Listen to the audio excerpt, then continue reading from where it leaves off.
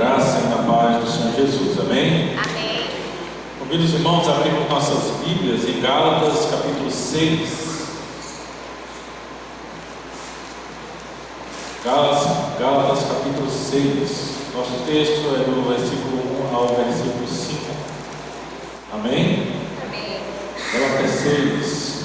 Eu queria convidar os irmãos para que melhore, para facilitar a nossa compreensão. Nós vamos começar a nossa leitura do versículo anterior. Então, do último versículo do capítulo 5, 26, e já está aí no capítulo 6, no primeiro versículo, é só voltar o versículo anterior, versículo 26, começando dizendo assim: não nos deixemos possuir de vanglória, provocando uns aos outros, tendo inveja uns dos outros.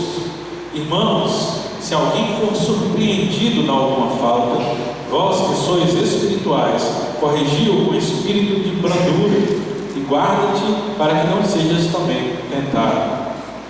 Levai as cargas uns dos outros, e assim cumprireis a lei de Cristo. Porque se alguém julga ser alguma coisa, não sendo nada, a si mesmo se engana. Mas prove cada um o seu labor, e então terá motivo de gloriar-se unicamente em si e não em outro, porque cada um levará o seu próprio fardo. Vamos orar? Feche seus olhos comigo. Senhor Deus e Pai, nós te agradecemos, Senhor, por estarmos aqui reunidos em Teu nome, e nós lhe rogamos, ó Pai, que o Senhor esteja conosco, nos instruindo segundo a Tua vontade. Pai, nós te pedimos que Teu Santo Espírito ilumine o nosso coração e a nossa mente, para que possamos compreender a Tua Santa Palavra, Pai, e que do Senhor venha o ensinamento necessário, aquilo que o Senhor tem preparado para aplicar em nossos corações, nesta noite, nesse dia especial. Em nome de Jesus Cristo, Seu Filho amado, nós lhe pedimos e agradecemos. Amém. Conforme nós já falamos na sessão anterior, quando meditamos no final do capítulo 5, Gálatas, chegando aqui bem próximo, já ao final do livro, nós estamos entrando no capítulo 6, que é o último capítulo do livro. Segundo o que eu já tenho pregado nesse livro, conforme temos dividido, essa é uma das últimas meditações que nós temos em Gálatas. Após esta, talvez mais duas nós vamos ter aí na carta aos Gálatas. É mais ou menos essa a média. Então Paulo aqui já no final, ele depois de falar tanto da lei e da graça, falar a respeito da necessidade de pureza do Evangelho e enfatizar os acréscimos que muitas vezes são colocados como perigosos e que estariam deturpando e desviando o propósito central daquilo que alguns comentaristas e estudiosos da carta aos Gálatas vão chamar de transformando o Evangelho no falso Evangelho, ao contaminá-lo, acrescentando alguma coisa na necessidade de Cristo em nós, onde Ele nos afirma a salvação somente pela graça em Cristo Jesus. Mas ao chegar ao final, Paulo parece que ele sai um pouco desta batida de lei e graça e defesa do Evangelho, e defesa da pregação que já havia sido proclamada ao coração dos Gálatas, e vem dizendo: olha, agora que vocês entendem isso, como servos de Deus, nós precisamos falar um pouco sobre a sua vida cristã e como você tem vivido o Evangelho.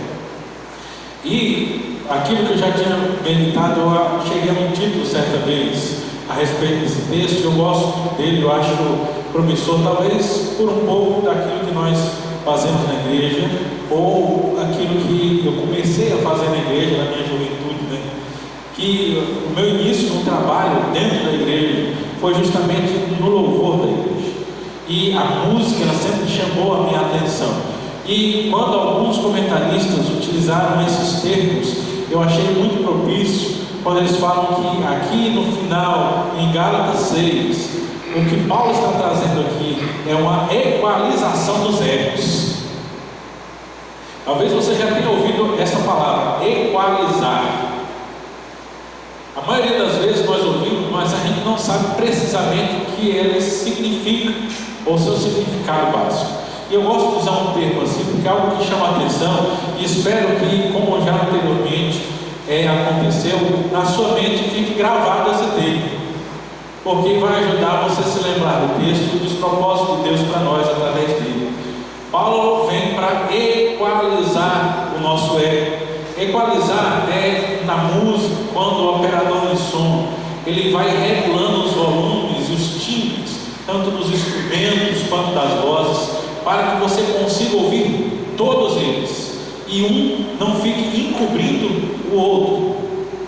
Então, um som bem equalizado, um som onde há clareza e você não perca nenhum dos seus elementos. Eu, particularmente, considero prazeroso quando estou ouvindo a música de um aparelho, de um equipamento de som, que ele está bem equalizado, que ele tem todas as coisas muito claras.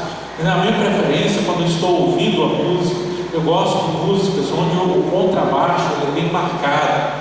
E geralmente a maioria das pessoas não consegue perceber o contrabaixo na música. Mas quando você consegue perceber, você percebe que ele complementa o fundo ali de tudo que está acontecendo. Então, mas para você conseguir ouvir, é um som um pouco mais grave, um pouco mais pesado, você tem que estar muito atento, e o som tem que estar devidamente limpo. Somente com algo muito bem regulado, equalizado, você consegue ouvir todos os instrumentos e perceber quando cada um deles faz algo diferente, e consegue ver a riqueza de toda a música.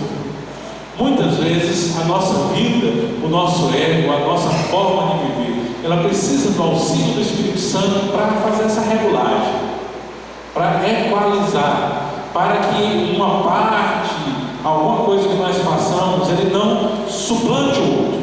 Mais ainda, se nós pensarmos em cada crente, cada cristão como um desses egos do qual nós estamos falando, nós vamos perceber que a Escritura Sagrada é o meio pelo qual nós podemos conviver sem que um não encubra o outro. E o objetivo do Evangelho é justamente que possamos viver juntos, cada um cumprindo a sua parte. Segundo o próprio apóstolo Paulo fala lá aos Coríntios, com o propósito do crescimento da igreja de Cristo, com os dons que o Espírito Santo nos concede. Mas é preciso que a gente aprenda o lugar de cada coisa e não tente cobrir uma com a outra. Eu passei em uma das igrejas onde nós estivemos pastoreando e encontrei um tecladista, um homem muito bom. É um cara muito legal, mas eu tinha um problema com ele na relação da música, né? Ele era um instrumentista muito bom, mas ele tinha um problema com o som. E a igreja ela tinha uma acústica muito ruim. Então passei muito tempo tentando arrumar, ajeitar as caixas e pegando a experiência que a gente vem trazendo com o tempo e colocando as coisas para que ficasse o som compreensível. As pessoas reclamavam que embolavam muito, eles não conseguiam entender. Mas ele tinha um problema, ele não conseguia ouvir o retorno. E aí muitas vezes ele estava lá tocando, ensaiando, depois de eu passar tempo ali, olhando e alinhando, colocando tudo. Quando ele não conseguia ouvir muito bem o teclado dele, ele simplesmente pegava a caixa e virava para ele de frente, e aí estragava todo o som que tocava em toda a igreja. Ele ouvia bem, mas a igreja não conseguia ouvir nada dele, ficava tudo em volta. Muitas vezes nós somos como esse irmão. A gente tem nos empenhado no trabalho de Deus. Nós somos pessoas boas, pessoas que têm um propósito de Deus no coração, que fazem bem o seu trabalho, conseguem desenvolver, mas por falta de equalização, a gente acaba atrapalhando todo o resto. Às vezes a gente não percebe, porque um é o som que se ouve do lado de cá, outro é o som que as pessoas vão ouvir lá à frente. Nós muitas vezes não percebemos, mas é preciso se ouvir, é preciso ouvir os outros, é preciso ouvir a palavra de Deus, para que ela nos mostre até onde nós podemos ir e quando nós precisamos recuar, para que o reino de Deus ele seja desenvolvido diante de nós. Aqui, em primeiro lugar, eu peguei como metáfora, né, justamente a música, o som, o versículo de número 3, e por conta dele eu deixei para nós lermos também o versículo 26 do capítulo 5. O versículo 3 ele diz assim: Porque se alguém julga ser alguma coisa, não sendo nada, a si mesmo se engana. Juntando lá no versículo 26, antes ele adverte dizendo: não nos deixemos possuir de vanglória, provocando uns aos outros e tendo inveja uns dos outros. É preciso, para que a gente possa ser realmente organizado, para que a igreja de Deus ela se desenvolva, nós entendermos no nosso dia a dia que nós precisamos abaixar um pouco o volume da nossa autossuficiência. Muitas vezes, como servos de Deus, é algo que acontecia na igreja de Gálatas. Paulo chamava a atenção dos irmãos, que eles estavam achando que eles estavam num ponto em que não precisavam de mais ninguém.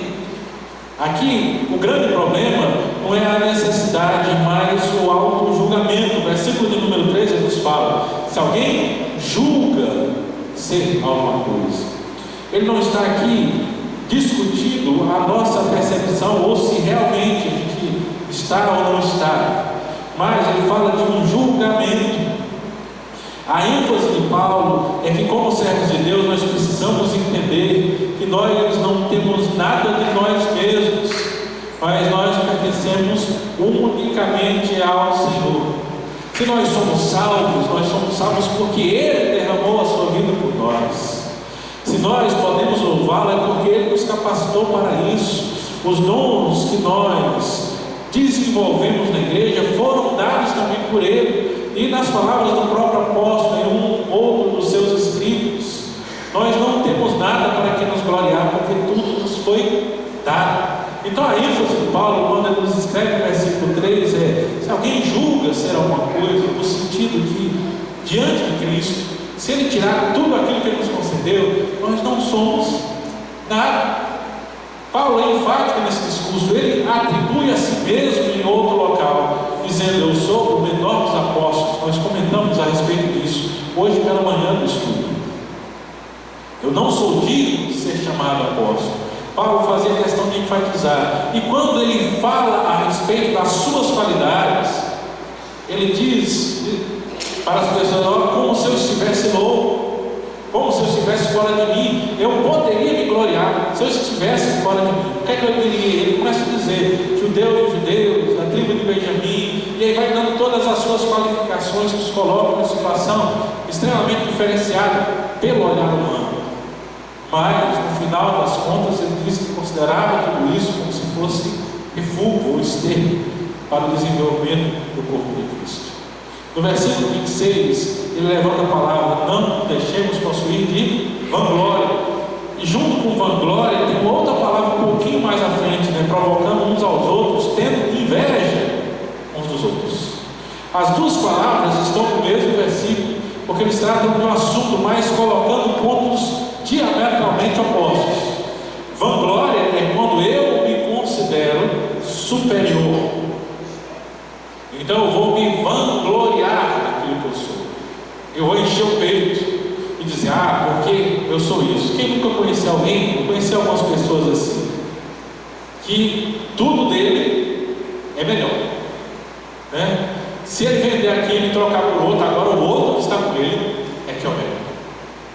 Então a pessoa se gloria de tudo que tem, Isso é autossuficiência. Isso é um sentimento de que eu sou superior.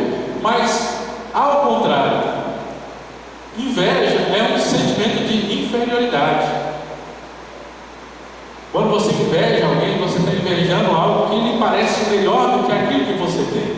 Mas o grande problema da inveja não é o desejo de ter alguma coisa do outro, mas também é porque quando a pessoa ela tem inveja, ele não só quer o que o outro tem, mas ele quer que o outro não tenha. Então, é um sentimento de autossuficiência, se vangloria do que tem e inveja do que não tem, mas tudo tem que ser para ele e sobre ele. E aí Paulo diz: cuidado com esse julgamento. Se você busca alguma coisa, se você julga ter alguma coisa, você não tem nada. Mas o mais importante, no final do versículo 3, a advertência é colocada, dizendo que aquele que julga ser alguma coisa, a si mesmo se engana. As palavras do apóstolo vão dizer: cuidado com a sua autossuficiência, porque você está enganando o seu próprio coração. E às vezes a gente que a gente não só engana os outros com a figura que nós queremos construir de nós mesmos, mas a gente engana o nosso próprio coração, e daqui a pouco nós estamos acreditando na nossa própria mentira. Tal qual a história do sujeito, da moça, né, que ela colocava tanto filtro nas fotos que ela colocava no Instagram, e aí de repente ela se olha no espelho e fala: essa não sou eu. Hoje nós vivemos um tempo de uma sociedade de aparências, e nas aparências nós tentamos vender uma imagem que muitas vezes não é condizente com a nossa imagem verdadeira. Eu acho interessante que, estudando esse texto há muito tempo, me remeteu, através dos comentaristas, a uma citação do filósofo Horácio, filósofo da Grécia Antiga, que ele dizia assim: o invejoso é aquele que emagrece da gordura do outro. É justamente a mostra que quando nós nos julgamos de forma errônea, o grande problema não é aquilo que queremos atribuir, mas a posição que queremos colocar. O nosso sentimento, ele não vai nos ajudar a crescer, mas ao contrário, nós vamos ficar desejando aquilo que não é nosso, e a partir disso, aquilo que não é nosso, ele perde o sentido. Nós queremos dizer tanto que é bom, que nós não conseguimos evoluir ou crescer, nós acabamos nos isolando das pessoas que estão ao nosso redor, porque ao contrário do que as pessoas possam imaginar, ninguém aguenta ficar muito perto das pessoas que se acham muito superiores às outras. Uma hora ou outra aquilo some, aquilo foge. A gente acha que está atraindo as pessoas por tentar passar uma figura de alguém especial, mas no dia a dia, normalmente, é muito complicado de se conviver com pessoas assim. E nós podemos perceber isso na nossa cultura.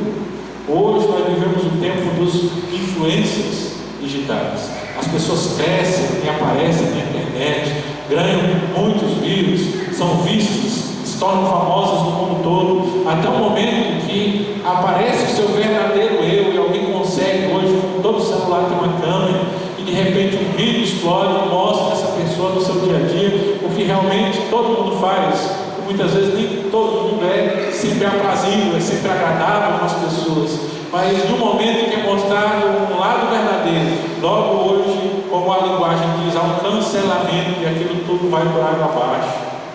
Nós precisamos tomar cuidado, porque o chamado que o apóstolo Paulo faz para nós aqui, a equalizar o nosso ego, é cuidado com a sua autossuficiência, baixe um pouco o volume. Segundo ensina a Escritura, considere cada um o outro como superior a si mesmo. Então, não se cresça demais diante dos outros. Busque equalizar isso. Esse volume está muito alto. Nós estamos expulsando as pessoas de perto de nós. Nós estamos tornando a convivência muito mais difícil. Então, abaixe o volume da sua autossuficiência. Em segundo lugar, não só de abaixar o volume também, vive o ensinamento, mas aí nos versículos 1 e 2 do capítulo 6, ele nos chama ao que eu digo de aumentar o volume da nossa caridade. E eu usei o termo caridade porque eu não encontrei um outro termo que a gente pudesse fazer um título assim, curto, que nós pudéssemos guardar na memória, né? Aumente o volume da sua caridade. O que é caridade? Hoje em dia as pessoas tratam caridade como o momento que você dá uma esmola para alguém que está necessitado, né? Mas o termo bíblico caridade, ele é muito mais forte do que isso, a ponto de que em alguns textos nós falamos sobre amor, que exaltam o amor, o termo original é traduzido por caridade. Então a caridade bíblica é o sentimento de se colocar no lugar do outro. Então não é só eu dar uma esmola para alguém que está necessitado, porque hoje muitas pessoas esmolam por aí, mas eles não pensam na pessoa em si, eles só querem dizer que são boas pessoas e estão ajudando. Tá? O seu ego não foi abaixado, a sua autossuficiência não foi abaixada. Então ele considera como alguém que está jogando migalhas para o necessitado, mas o necessitado continua no lugar mais baixo do seu conceito de pessoa.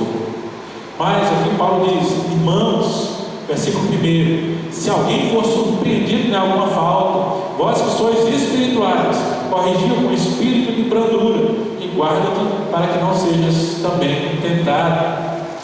Então, se alguém for pego em alguma falta, diz, vocês que são espirituais. Olha como Paulo constrói a frase.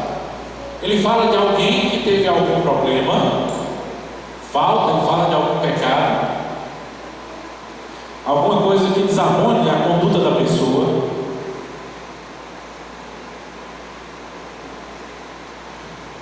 Mas ele, como um bom discursante, bom conselheiro, ele fala, vocês que são espirituais. Então, já para nos ajudar a colocar nesta posição, nos entendermos como esse personagem, quem são os espirituais? São pessoas consideradas conhecedoras da palavra, pessoas que não, essas estão condizentes com aquilo que a Escritura ensina. Então, ele já nos coloca numa posição de destaque. Ele não vai dizer ou nos chamar de pessoas miseráveis que a gente vai se recusar a se conectar com essa situação. Mas ele diz, vocês que são espirituais, quer dizer, vocês que dizem ser espirituais, que buscam o Espírito Santo, que servem a Deus, ajam de acordo. Então, usem espírito de brandura, de calma, de tolerância. Muitas vezes, as pessoas se afastam da igreja, das igrejas organizadas. Eu já tive, infelizmente, que aconselhar algumas pessoas a respeito desse afastamento, pessoas que abandonam, se afastam, por causa de problemas que passaram dentro da comunidade cristã. Mas muitas vezes eles o fazem por causa de algumas pessoas dentro do cristianismo que não tiveram esse espírito de brandura determinado pelo apóstolo Paulo aqui em Gálatas.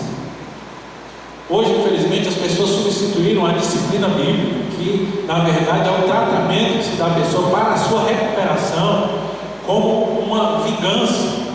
E olha que interessante, não precisa nem de ser crente para entender como isso não tem propósito. Alguns dias eu assistindo a alguns trechos do podcast, e eram, se eu não me engano, duas administradoras que tratavam especialmente da administração de condomínios. Olha, um assunto que não tem nada a ver com o Evangelho. Mas elas falando, enfatizando que nos condomínios, para a boa convivência de um grupo grande de pessoas, você pensa em São Paulo, esses condomínios com várias torres de apartamento, mais de 500 moradores, você tem que fazer isso funcionar. Ela fala que a grande dificuldade é que as pessoas não entendem que a multa era uma ferramenta para poder gerar boa convivência, para a pessoa não querer fazer aquilo que ia atrapalhar a convivência. Mas o grande problema é que as pessoas tratavam a multa nos condomínios como se fosse um castigo ou punição. Então, quando acontecer alguma coisa, eles queriam multa, tem que multar. E ela diz, na administração isso não funciona. Se for só como punição, não vai funcionar. Daqui a pouco ninguém está seguindo, ninguém está... E aí eu comecei a pensar, se o povo, numa situação que não tem nada a ver com o Evangelho, eles entendem que a punição como punição, só por punição, ele não vai restaurar a paz e a harmonia, nós que olhamos para o Evangelho deveríamos ter essa compreensão em muito maior profundidade. Porque quando a Bíblia fala sobre correção, Paulo diz para que a alma seja salva. Então, quando a gente vai tratar, e aí Paulo vai ser enfático, direto e claro aqui em Gálatas 6:1. Se você pegou alguém, trate com espírito de brandura. Não é para sair querendo cortar os pescoços, como lá na fábula, se não me engano, é da Alice, o País das Maravilhas, na fábula tinha a rainha vermelha, e qualquer coisa que alguém fazia, ela dizia, cortem a sua cabeça. E é interessante como muitas vezes encontramos no meio cristão, onde deveria reinar a paz, deveria reinar a compaixão, muitas vezes pessoas que soam exatamente como a rainha vermelha da fábula, dizendo, cortem a sua cabeça, é o primeiro sinal do fado. Mas mais ainda ele diz, olha, usem espírito de brandura, espírito de calma, trate com carinho, mas também diz, e guarda para que você não seja próximo. O apóstolo Paulo não fala isso somente aqui em Gálatas, mas lá em Coríntios, 1 Coríntios, no capítulo 10, versículo 12, ele afirma a igreja, aquele que está de pé, veja que não caia. É o mesmo ensinamento em contextos um pouco diferentes, utilizando exemplos diferentes. Justamente a questão é perceber que nós não somos imunes ao erro. A palavra nos ensina a não julgar, aquele texto é muito usado fora do contexto, justamente dizendo que à medida com que nós medimos os outros, nós também seremos medidos. A questão é, eu não posso exigir dureza sobre as pessoas e depois não querer dureza sobre mim. É do mundo o entendimento de assim, para os inimigos o rigor da lei, para os amigos a benevolência. Isso não é o entendimento que cabe dentro da igreja de Cristo. Então ele nos chama a ter um espírito de brandura, ser caridosos, quer dizer, não colocar no lugar do outro. Quando eu ver alguém em algum problema, eu pensar na dificuldade que ele está sofrendo por conta daquilo e não simplesmente emitir juízo de condenação. Porque a advertência não é algo assim para nós sermos simplesmente condenados, mas quando ele fala que à medida que nós medimos os outros, nós seremos medidos, justamente é para despertar no nosso coração espírito de brandura. Quando eu estava no seminário, uma matéria que é recorrente em todo o curso do seminário, em todos os 4 anos do curso, é a matéria de prática da pregação. A gente começa com a parte teórica, chamada homilética, e depois prática da pregação.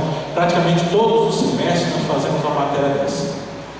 Parece assim que demora demais, mas é justamente a prática. Costumeiramente o professor vai dar algumas técnicas e aí depois ele pega a turma e faz uma escala durante o semestre e todos os alunos vão pregar na sala para os outros colegas.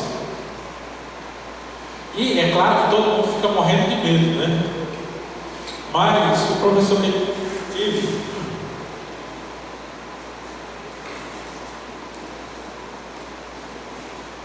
na verdade, a maioria deles, ele dizia o seguinte: olha, vocês vão pregar, agora prestem bastante atenção, porque da mesma forma que o colega está na frente falando, você vai criticar aquilo que ele está dizendo, quando for a sua vez, o colega que você criticou vai estar criticando você.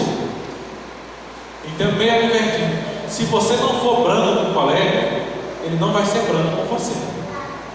Então, tome cuidado. Então ele dizia que o aluno que ele fosse muito duro, que pegava muito no pé de todo mundo, ele ia juntando contra si inimigos para o dia da sua avaliação. E era uma forma de nos ensinar justamente isso, que é preciso nós aumentarmos a nossa caridade, a nossa empatia pelo próximo, quando nós pensamos em boa convivência, em equalização dos egos, para que na igreja nós possamos andar juntos uns com os outros. Então, cuidado com quem você está apontando dele. E eu acho interessante a quantidade de ditados populares aparecem sobre isso, Um que eu ri muito quando eu vi a primeira vez, a pessoa que diz: olha, cuidado, porque quando você aponta um dedo para o outro, os outros 3 estão apontados de volta para você. Nós precisamos entender que na convivência cristã, na comunidade que foi dada por Deus, para que nós pudéssemos estar nos auxiliando mutuamente. Ora, eu tenho que tomar cuidado com o que cresce em mim, para não me considerar acima dos outros. E ora, eu preciso tomar cuidado com aquilo que tem diminuído em mim, para poder estar atendendo e suprindo a necessidade dos outros. E esse falar de caridade, ele nos diz os versículos 1 e 2, especialmente o versículo 2 no final, nos adverte a levar as cargas uns dos outros, afirmando que isso é o cumprimento da lei. É justamente para nós percebermos qual a nossa parte nessa comunidade. Mas que ele fala: levem as cargas uns dos outros. Essa frase todo mundo lê. É comum no conjunto da comunidade cristã, onde convivemos com os irmãos, buscando a Deus juntos, as pessoas cobrarem: olha, cuidado com o irmão. E nós temos muitos cristãos dentro da igreja que eu costumo chamar de crentes de alta manutenção. São pessoas que constantemente precisam ser levadas, precisam ser chamadas, e são pessoas que têm aumentado a dificuldade de convivência. Então nós precisamos nos preocupar com o que falamos, com a entonação que nós usamos, quando a frase sai. Então é muita coisa, muito cuidado, muito ir atrás, e a pessoa ela nunca ultrapassa esse estágio da vida. Ela sempre está necessitada. E uma das metáforas que eu mais gosto a respeito da igreja, quando as pessoas falam que igreja é um hospital, mas infelizmente tem sido usado para poder tentar justificar quando alguém está doente, alguma coisa é chamada, corrigida, e as pessoas reclamam dizendo que as igrejas estão como um hospital, está expulsando os seus doentes. Mas elas se esquecem que a comunidade ela vem socorrer o aflito e ferido. Mas aquele que é socorrido, ele precisa amadurecer para auxiliar, socorrer o próximo, a fazer o mesmo pelo próximo. E a palavra ela constantemente nos ensina que o ensinamento cristão é que quando nós somos ajudados, a gente transmita esse mesmo sentimento, porque isso está no Evangelho, porque nós somos alcançados pelo Evangelho. E como alcançados, nos tornamos cristãos. E como cristãos, agora nós precisamos alcançar outras pessoas e transmitir a graça que foi dada sobre nós. Mas muitas vezes isso tropeça no crente de alta manutenção. E muitas vezes as igrejas eles estão assim, levai as cargas uns dos outros. Mas a Escritura ela é muito completa. E o apóstolo Paulo, eu acho muito interessante como parece que ele prevê o final. É como se ele dissesse, acabasse de escrever, eu vou falar isso. Mas quando eu falar isso, eles vão pensar assim. Então deixa eu já completar aqui para já tirar esse pensamento. Então a recomendação é levar as cargas uns dos outros, porque isso é o cumprimento da lei. Mas aí vem a terceira equalização, que eu chamo de balancear o som. Quando você tem um som no carro e você está ouvindo música, qualquer som mais moderno, antigamente isso era aos poucos, o som das antigas. Mas você está no carro, você tem alguns botões, algumas pessoas não leem o manual, mas tem alguns botões do som que você pode colocar, por exemplo, para o som sair mais na parte da frente do carro. Às vezes, quando quem tem criança, quando a criança está dormindo, você tira o som lá do fundo e coloca o som mais na frente para você continuar ouvindo. Isso é balancear. É você colocar o volume para que você possa ouvir bem e para não atrapalhar o outro. E na nossa convivência cristã, na equalização do nosso ego para a convivência, nós precisamos saber também balancear. E o balanceamento, Paulo nos demonstra nos versículos 4 e 5, aí no final do texto. Porque lá no versículo número 2 ele fala, levem as cargas uns dos outros. Mas no versículo 4 ele fala, mas prove cada um o seu próprio labor. E então terá motivo de gloriar-se unicamente em si, não em outro, porque cada um levará o próprio fardo. E aí é onde as pessoas que não têm visão espiritual, que aquilo que a Escritura nos ensina, que as coisas de Deus se discernem espiritualmente, e o homem carnal não consegue discernir. Quando o homem carnal lê isso, ele fala, Paulo está ficando doido, porque há 2 versículos atrás ele está dizendo, levem a carga uns dos outros. Aí aqui à frente, no versículo 5 ele diz, porque cada um levará o seu próprio fardo. Aí o que é que ele faz? É para levar a carga ou é para não levar a carga? A grande questão é que a Bíblia ela fala de forma central isso. Ela está delimitando um lado e o outro. Se você tem um terreno, geralmente na Escritura ele vai dizer, tendo limite ao lado esquerdo com a propriedade tal e ao lado direito com a propriedade tal. O terreno ele está no meio, ele não está falando que o terreno está na propriedade da esquerda e nem na propriedade da direita. Está determinando seus limites. Então Paulo aqui está determinando limites da vida cristã. Então é o seguinte, primeiro, é responsabilidade de todo cristão auxiliar uns aos outros. Vós que sois espirituais, quer dizer, você que está amadurecido, ajude. Mas ele está determinando também, pelo outro lado, que eu não posso ficar confiado só na ajuda dos outros. Então ele diz: você que tem capacidade, ajude quem você pode. Mas também diz: você que está fraco, não fique dependendo a vida toda do outro, porque cada um vai levar o seu próprio fardo. Então ele está colocando o crente, ele vive no meio. Ele começa, ele cresce, ele amadurece. Para quê? Para ele ser capaz de desenvolver a sua própria vontade, o seu próprio fardo, a sua própria caminhada cristã. E enquanto amadurece, se fortalece, ele pode ajudar o outro. E um dos exemplos que eu achei mais interessante, quando a gente pensa nisso, é algo que vem da natureza. Acho que eu já comentei, há muitos exemplos que eu procuro, é porque eu tenho uma mania do que eu chamo de mania de cultura inútil. Sabe aquelas coisas que você vê assim, e talvez você nunca use na vida, mas eu gosto de saber. É só alguém fazer uma pergunta, eu não fico quieto enquanto eu não for pesquisar para descobrir. A pessoa para assim, de repente a gente está tomando um café em casa com alguém, a pessoa olha assim e fala: nossa, será como é que eles fazem leite em pó? Aí eu tenho que descobrir como é que faz leite em pó, porque senão eu fico agoniado. E numa dessas, eu vi um documentário sobre animais silvestres.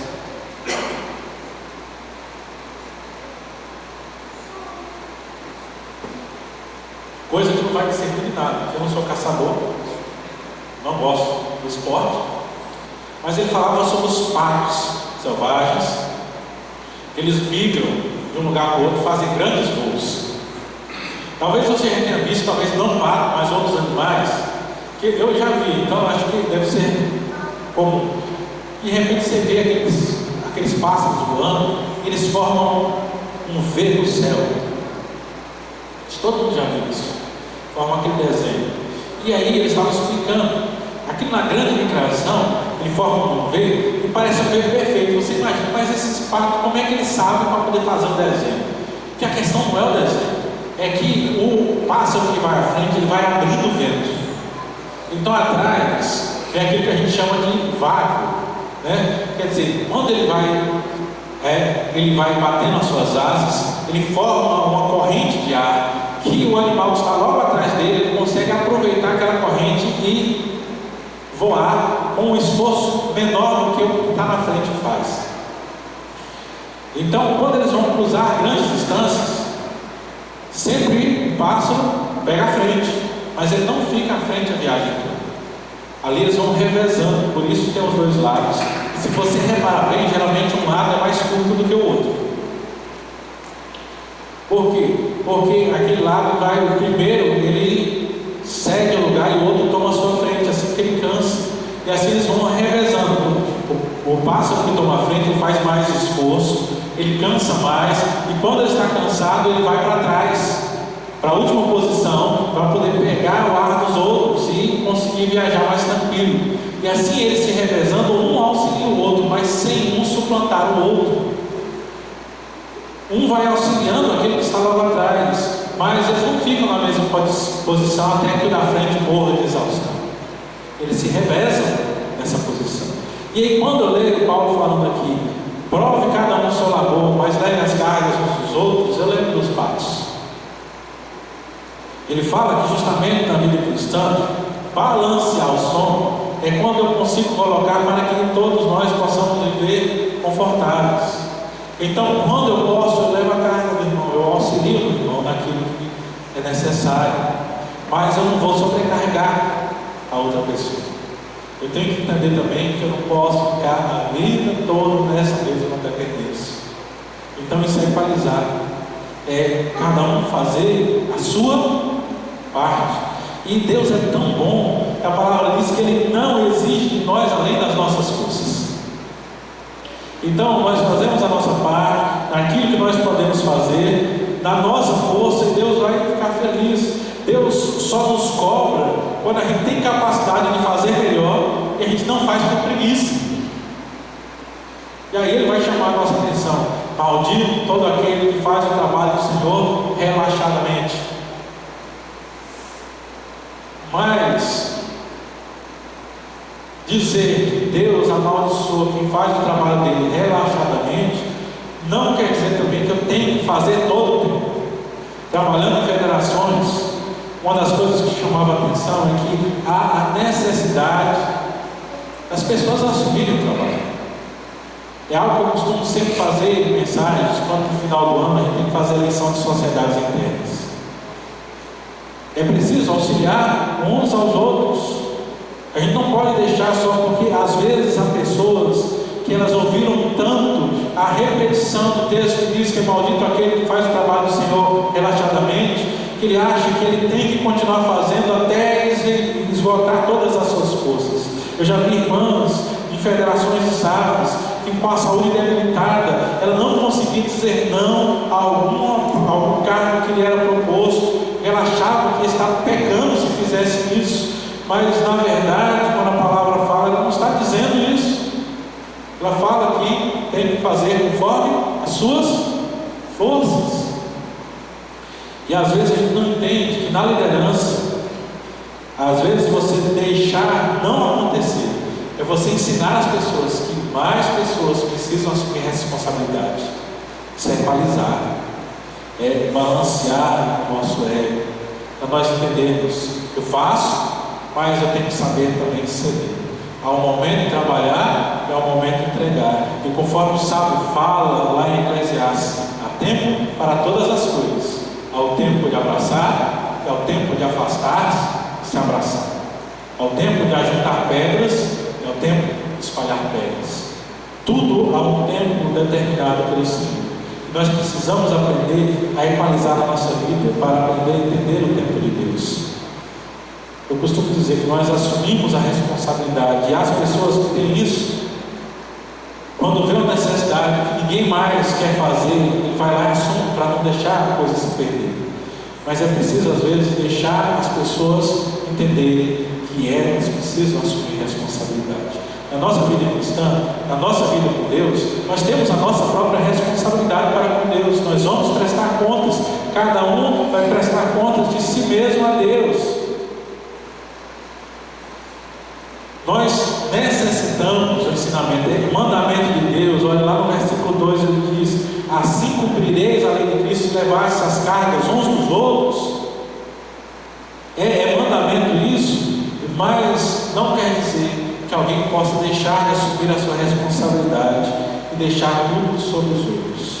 Quando nós falamos sobre liderança dentro do povo de Deus, e é interessante porque no nosso Brasil ninguém faz isso, mas em outros países, como os Estados Unidos principalmente, que é o que mais referencia a gente em termos de teologia, nós percebemos que lá, muitas vezes, as empresas convidam lideranças cristãs para poder falar sobre liderança, porque é muito mais difícil você liderar alguém que não é dependente financeiramente, alguém que faz o trabalho voluntariamente.